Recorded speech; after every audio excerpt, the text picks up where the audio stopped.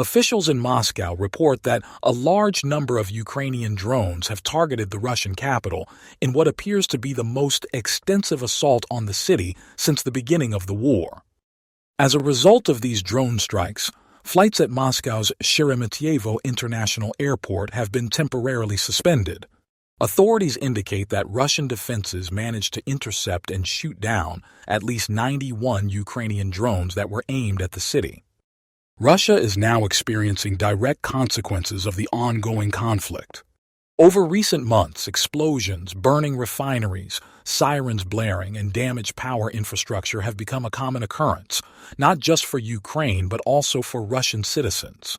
Moscow, which initially believed it was waging war from a position of security within its borders, now finds itself under direct attack. The war has shifted into Russian territory. Ukraine's strategic offensives and innovative drone technology are leaving a significant impact, not only in contested regions like Kursk and Donbass, but also within Russia's own military bases. Air raid sirens ring out in the dead of night. Oil refineries erupt in flames and military facilities experience repeated explosions. These developments signify that Ukraine has successfully extended the battlefield into Russian soil. This raises important questions. Why is Putin unable to effectively retaliate against these attacks? How is Ukraine able to strike deep into Russian cities? The answers to these questions will play a crucial role in determining the future direction of the conflict. A closer examination of the recent strikes within Russia provides insight into the growing chaos in the country. Ukraine is intensifying its efforts to target Russian oil refineries, aiming to disrupt Moscow's energy supply. As part of this campaign, Ukrainian drones launched a coordinated assault on an oil refinery and an industrial plant in Russia just yesterday. The attacks were concentrated in the regions of Leningrad and Bryansk. One of the primary targets was the Sheremetyevo refinery, situated approximately 780 kilometers from the Ukrainian border. This facility was struck by multiple drones. Leningrad's regional governor, Alexander Drozdenko, confirmed the attack and detailed Russia's defensive response. According to Governor Drozdenko, one drone was intercepted before reaching its target, thanks to Russian air defense systems. Another drone was shot down over the refinery's territory, but debris from the aircraft caused damage to one of the facility's storage tanks. Following this attack, Russia's Federal Air Transport Agency decided to suspend flights at St. Petersburg's Pulkovo Airport temporarily, though the restrictions were later lifted. Sheremetyevo is the second largest oil refinery in Russia and is based in Kirishi, within the Leningrad region. The facility processes crude oil from the West Siberian and Volga-Ural reserves, receiving its supply via pipeline from distribution centers located in the Yaroslavl region. It is also Russia's largest refinery in terms of fuel production volume. The plant is operated by the company Surgutneftgaz and has an annual processing capacity of approximately 20.1 million tons of oil.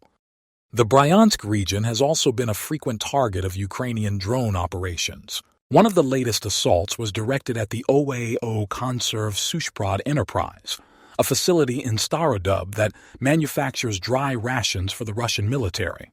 Reports from local media and public sources indicate that the plant was struck by missiles launched from Ukrainian Peklo drones.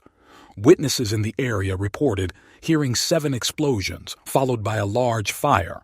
Bryansk Governor Alexander Bogomis confirmed that Starodub was targeted by 6 drones.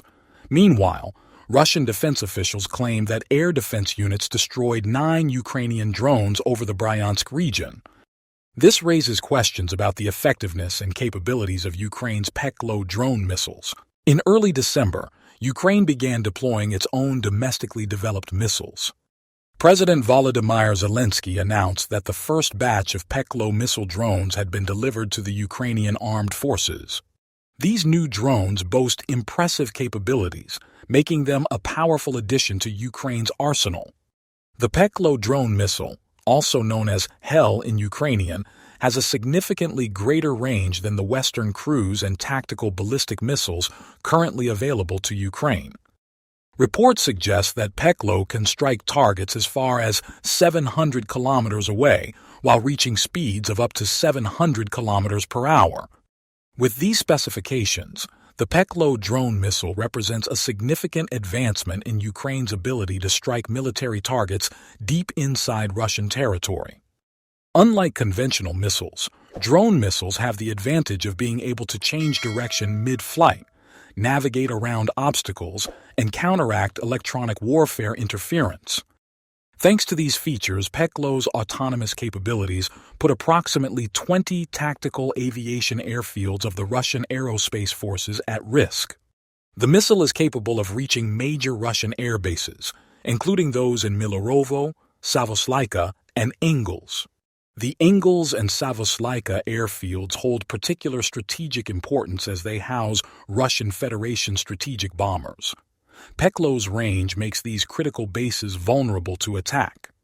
Another key characteristic of Peklo is its potential for air launch.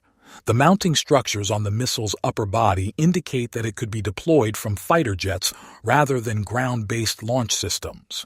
This significantly enhances its tactical capabilities, allowing it to strike deep into Russia.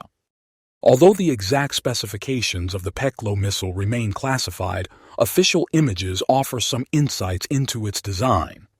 The missile is estimated to be about 2 meters in length, with a compact frame. Given its size, the warhead is unlikely to exceed 50 kilograms. This estimate places Peklo in the same category as other comparable drone-based munition systems, such as the Barracuda by Anduril.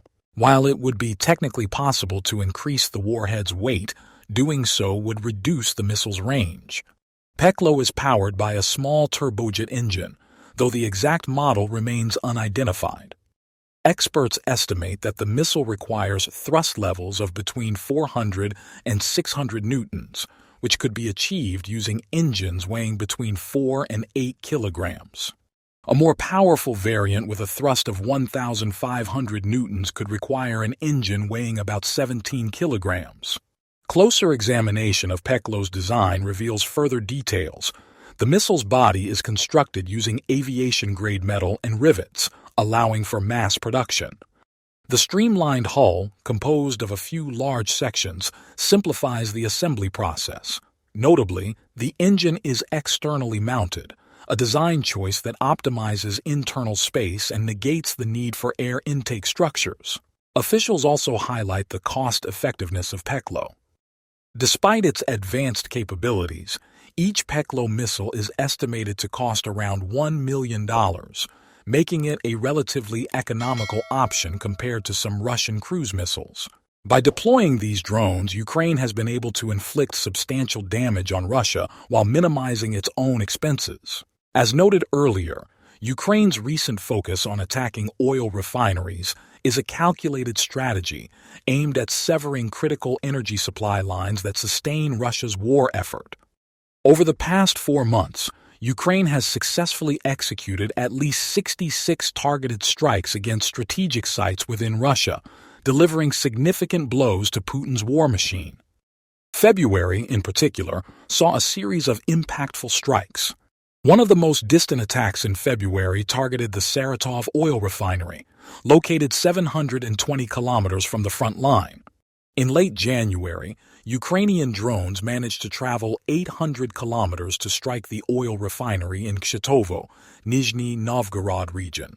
This pattern of attacks underscores Ukraine's commitment to economic warfare, which seeks to weaken Russia's ability to finance its military operations and maintain internal stability. Despite Moscow's attempts to downplay the impact of these attacks, evidence suggests that Russia is facing increasing difficulties. Drone strikes and international sanctions have significantly disrupted Russian oil production, with reports indicating that refinery output in 2024 has fallen to its lowest level in over a decade. Russia's deputy prime minister acknowledged a notable decline in both gasoline and diesel fuel production. The ongoing attacks have also caused Russia's federal budget revenues to drop by approximately 23%, amounting to a loss of 610 billion rubles. This decline in revenue, coupled with increasing logistical and military challenges, suggests that the war is taking an escalating toll on Russia's economy and governance. With a shrinking population, political uncertainty, and financial instability, Russia faces an increasingly precarious future. I have shared my opinion, but what do you think? Leave your comment, give it a like, and subscribe to the channel. Thank you for watching. See you soon.